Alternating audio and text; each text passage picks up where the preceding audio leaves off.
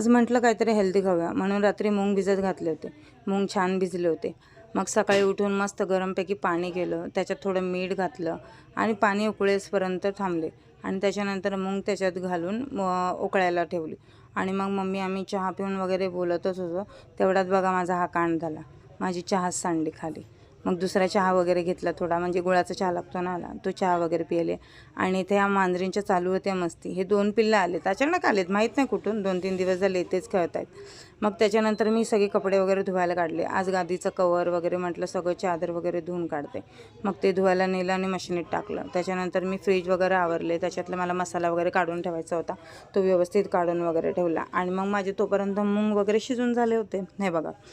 तर त्याच्यात मी मस्तपैकी एक कांदा कापला, थोडी कोथिंबीर, 2 मिरच्या असं कापलं आणि मस्त ते असं मिक्स केलं आणि उलटसुलट करून अर्धा लिंबू पिळला, थोडा चाट मसाला टाकला आणि माझी हेल्दी चाट तयार झाली।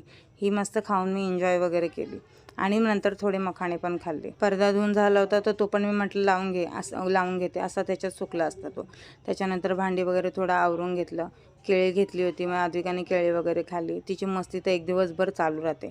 उशांचे कवर वगैरे जे धुवायला काढले होते मी ते टाकले आणि दुसरे कवर उशांमध्ये टाकले वगैरे आणि दुपारी मग ही बघा, हिला भूताचा पिक्चर लागला म्हणून हिला झोपू घालत होते तरी झोपली नाही, हिची मस्ती चालूच होती। आजपर्यंत एवढंच, बाय बाय।